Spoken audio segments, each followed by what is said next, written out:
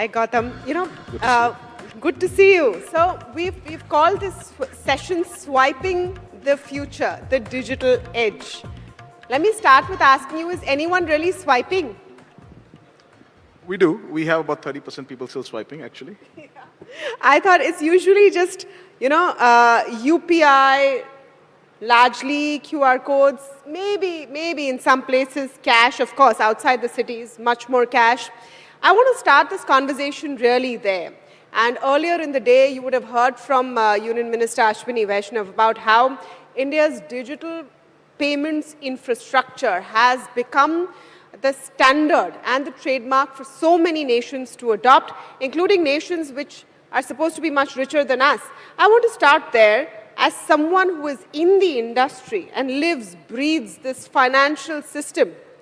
How do you see where India is right now and the innovation that we take for granted? I mean, no one thinks twice, right, before making a payment on a QR code for $10 at your door. But there's a lot that has happened to achieve that. Let's start there. So yes, I think India is, I would say, undoubtedly the most advanced payments ecosystem in the world today. The Prime Minister talked about the fact that 50% of the world's digital payments are happening out of India, which is a true number. We've seen various numbers. The numbers have been growing.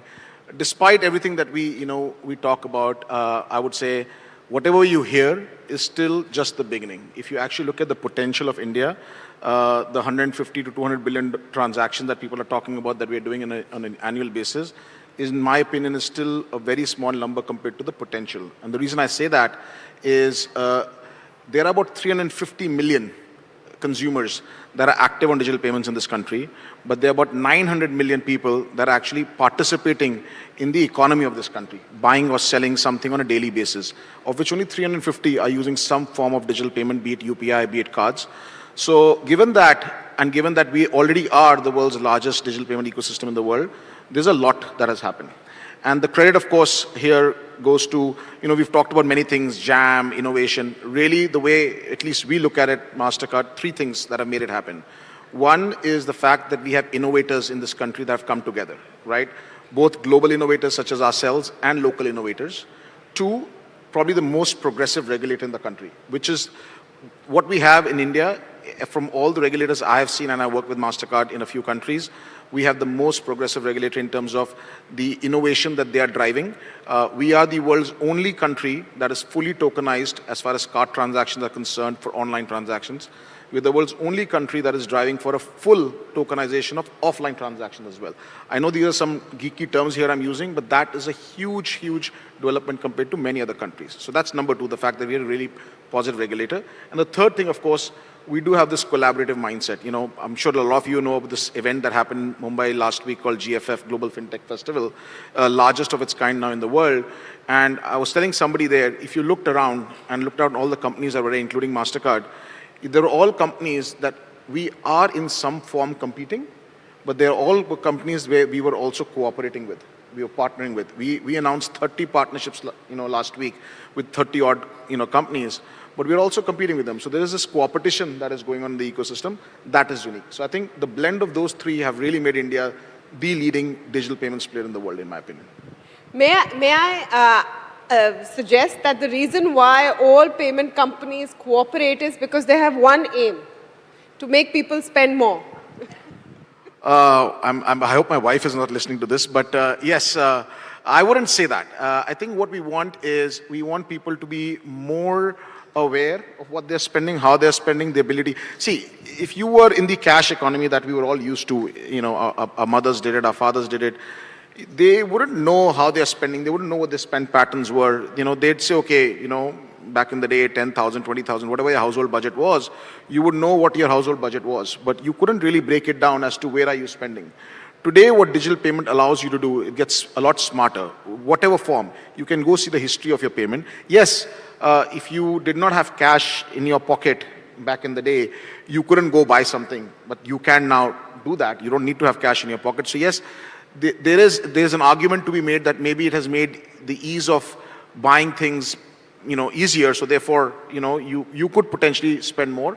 But I think on the flip side, it has also allowed you to track your spend, understand your spend better, and therefore maybe be smarter about your spend. And then, of course, what has emerged, the ecosystem of commerce players that have emerged, whether it's the traditional e-commerce players or the Zeptos and the Blinkits of the world today, there is some impulsive buying, but I think they're all making us smarter at some point. So I don't have data to say whether we are spending more, but my gut, as somebody who's who watches his own spend, I would say we're probably evening it out right now. Yeah, no, but there are a lot of studies which show that the thing with digital money is that in your cognizance of how much you're spending is less because it's just so easy. On the other hand, like you said, you can actually go ahead and track it. My question is, what is the future of money looking like? And as Mastercard, how do you see it? Like I said, when we started this, are people even swiping? So physical cards, and a lot of millennials, Gen Z users, are they finding the use of a card as a matter of prestige? There was a time when a credit card was also, a symbol of prestige. Are they seeing it that way? Has the idea of what money looks like completely changed, and how do you see it? So see, the idea of what a card would look like in the future, it's anybody's guess. I would agree that the card, the form that we know today, plastic, probably won't exist in the very near future, right? Really? Yeah, it won't exist in the form of plastic. I still carry a plastic card because I'm still old school, but between tap and pay that we have in the cards world, pretty much you can tokenize your cards, you can digitize your cards on your phone, on your device, on a wearable, on a ring, on a bracelet, and especially now with a lot of foreign companies also coming to India, I don't see a reason why somebody would need to carry a physical card. Now, I carry it simply because I'm saying, agar mera phone ka charge khatam ho gaya, then what? Right? So I carry it for that reason. And that is true for UPI also. Your app won't work if your phone is dead, right? So I don't think the card will exist in the physical plastic form, but it will take a digital shape in some form, which may be almost near subconscious. I look at this as it's not too far away in the future, where today the act of payment that we do is a very conscious effort. You go to a shop, you scan a QR, you tap, if you're using cards, you swipe still, some people do, and it's a very conscious activity that somebody does. Is possibly going to go one step further, where an agentic AI support will also help you choose. Absolutely. And maybe regular purchases can just be automated. So the way we are looking, so we are enabling agentic commerce in various forms. One of the things is in the online world, where especially Indian consumers are always looking for a bargain or a deal. The agents would work on your behalf to know if you want to buy something. First of all, they'll be able to tell you that you need to buy this something, right? Let's say you're running out of milk, right? And you need to buy milk. But I'm not even going to go there. Let's say you're buying something and there is a better deal available for that something. The agent knows that deal is available somewhere else, not where you're buying. It'll work on your behalf to push you to buy it from some other place. I'm talking about an online store here, and you'll go buy there. Or if there's a coupon available or the discount available in some form, the agent will work on your behalf, not only to tell you what to buy, when to buy, but where to buy it from. And how do you get the best deal out of it? In a world of, getting points and getting the best deal, that is how agentic commerce will work for you. Wow. So someone is doing that work for you. Do you think Indians will adopt this? We like to choose. We like that mole bhav. And okay, if it's online, at least you like to, look at enough options. So, I was in the US 4 months ago after a long period of time, and I had only heard of this driverless cars. I had not been on one. And I was very scared to sit in one. And when I saw one in front of me, the tech geek in me asked me to sit in one of these cars and experience it. It was a fantastic experience. I won't deny, I was a bit scared. I was a little unsure of it. I think we Indians are just like that. I think there is an element of education that the industry, the ecosystem has to do. We have to build the trust and make sure that we are comfortable doing it. I don't see any reason, particularly now more than ever, given how savvy we've become with our technology in India, I don't see any reason why Indians will not adopt it. It may be a little bit further away than many other countries, but from the innovation that we showcased and others showcased at GFF last week, I am pretty certain this is going to happen in our lifetime. It won't be happening when we are grandparents. It'll happen in our young age. Oh, pretty soon. Well, here's to a future where maybe your smile or your blink tells you that you want to make purchases. Thank you so much, Gautam Aggarwal. Thank you, Tamanna. For that very innovative chat on what the future of money looks like. Thank you.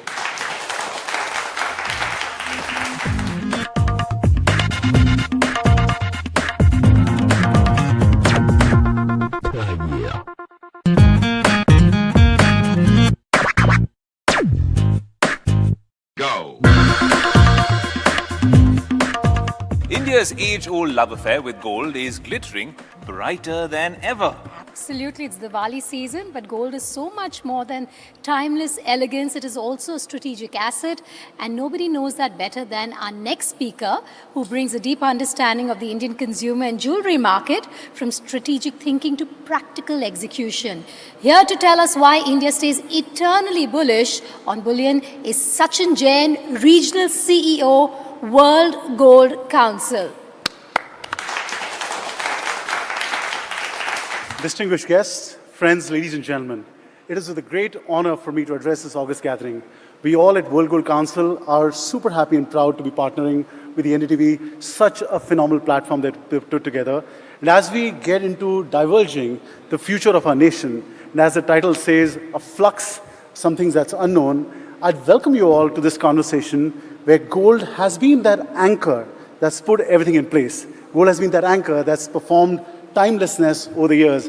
And I consider you, and I welcome you to consider gold as not just a sleepy asset class, but an asset class that's performed phenomenally well in these particular times of flux, and how this will shape up, as we march into the Viksit Bharat 2047, what India would do, and an important pillar for our progress.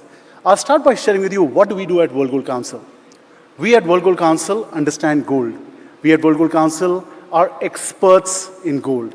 We are at the forefront of the global gold industry.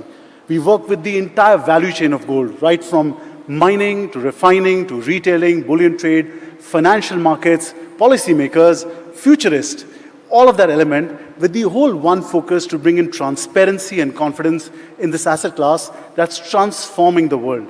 Through our continuous efforts on marketing, on consumer research, we build up core infrastructures that are ready for future development. And we shape the world of gold, as I said, built on confidence and trust. In time and millennia, as we go back, gold has performed as the most important and unmovable hedge. We have witnessed gold stories of gold in kingdoms, in treasuries, in temples, through families, and it's going on from that long. But in today's time of flux, in today's time, what's happening around the world, the role of gold cannot be undefeated. The fact is that gold is really, what we call internally, is gold is behaving like the new gold. And I'd like to dwell a little more things around that. But historically, it's been phenomenal. As you go forward and we look at India, in India, gold has been part of the social fabric. All of us consume gold. We don't have to be in any particular economic strata or any geographical strata. We all consume gold. Gold is a part of our special moments of life. Gold is something that we pass from one generation to the other generation. And I can tell you, dear friends, that the Indian housewife can be easily awarded as the smartest investor in the world because through the millennia, through the lifetime of Indian housewife, collecting small values and volumes of gold, she's not just brought adornment and wealth in the family, she's created wealth for our nation. And that's fundamentally true. Now, let's look at what's happening in gold today. As you might have heard, and as World Gold Council, we get a lot of conversations around what's happening in gold today and what's going on. And I can tell you that what's happening in gold today is unprecedented. We've never seen this before. And that really is an answer to it's a new changed world of geopolitics. It's a new changed world of de-dollarization, of economic crisis. In the last 1.5 years, we've seen 85 new peaks of gold price. 85, my friends. We've seen the gold price just in 2025 rise up by 56%. Still, from yesterday to today, in the international markets, it's gone up by $174 one day. So there is something happening. And these are not sheer numbers.